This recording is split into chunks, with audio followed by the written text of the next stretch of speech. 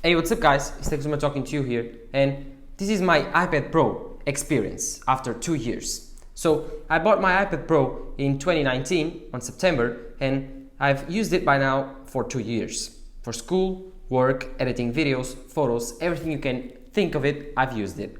The iPad Pro is an amazing machine. It still feels very fast, very new, and it still has very much core features that I think that they are very important to you in 2021. So, if you are thinking of buying an iPad Pro right now and you don't have a lot of money, don't. Just don't buy the iPad Air or even the iPad mini. If you are looking for a 120Hz very powerful machine, go for the 2018 iPad Pro, refurbish it. Or if you can find one, a 2020 is also a good option. But if I go deep, roll the intro. The iPad Pro 2018 was the perfect machine. When it was launched, it was one of the most revolutionary iPad launched ever, because 2018 iPad Pro featured a huge redesign. It was the first device to introduce the squared off design that Apple is now used to, having on the iPhone 13s, the MacBook Pros that are launching next month, and of course the new Apple Watches that were ever to come out, but it didn't. But this new squared off design will elongate to other Macs, to other iPads, and to every other Apple product out there, because this is the new Apple design language. But the 2018 iPad Pro was the first device to introduce it, and I was very excited when I saw it. I was sitting down on my couch and I was watching this amazing event talking about the iPad Pro 2018, and when they launched it, I couldn't believe what I was seeing, and I was very excited to see this new iPad Pro. They launched it in two sizes, 12.9 inch and the 11 inch. It was the first time they introduced the 11 inch iPad Pro, because before that was a 10.5 inch iPad Pro, which still had ProMotion. ProMotion displays were introduced on the 2017's iPad Pros, but they really came to life on the 2018s, because with the new larger display with no bezels and no home button, this design firstly was introduced with the iPad Pro 2018 and the iPhone 10.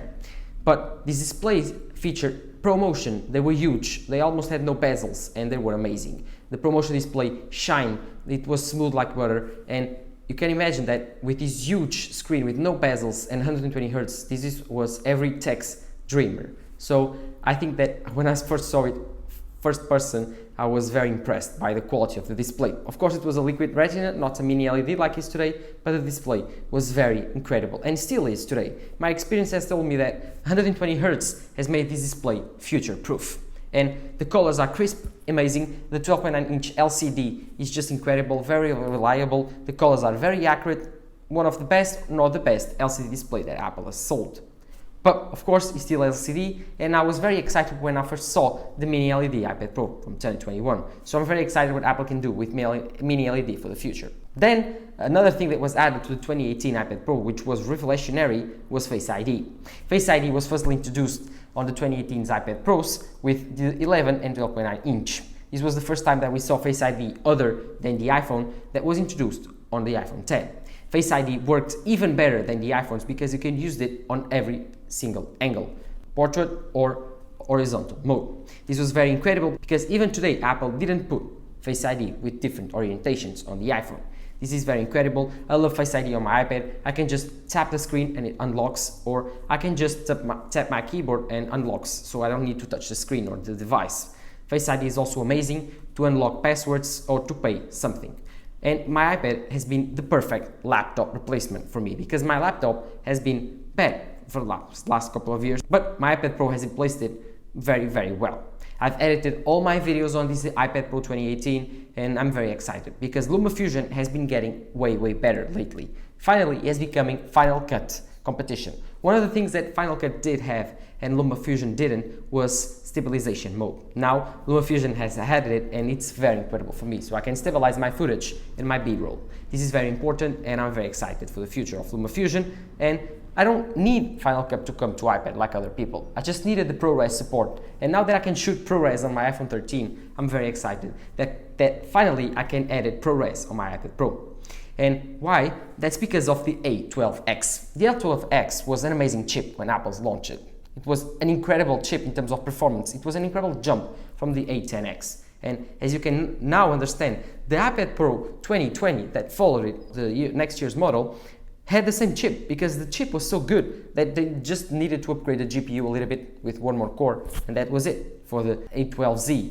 But I think that the iPad Pro 2018 was revolutionary in terms of performance. Never have we seen so powerful device in terms of CPU and GPU power. It still cuts through 4K 60 footage like butter, and it exports it very fast too. And I have no problem exporting cinematic footage, exporting even ProRes. I have to test it out, but I think it will be very, very fast and cool. Even my 2017 iMac, which has integrated CPU and proprietary graphics card, which is, I don't think it's very powerful, but it's a middle term iMac, I think that it's not as fast as my iPad, and my iPad has proven to be my very faster device that I have. So my opinion, if you need a very fast device still in 2021, the iPad Pro is still a very huge and amazing choice. Of course, now if you can save and buy the M1 iPad Pro, that's the best choice for you. And if you need to save a lot of money, or do you need to buy a cheaper iPad, don't buy the iPad Air.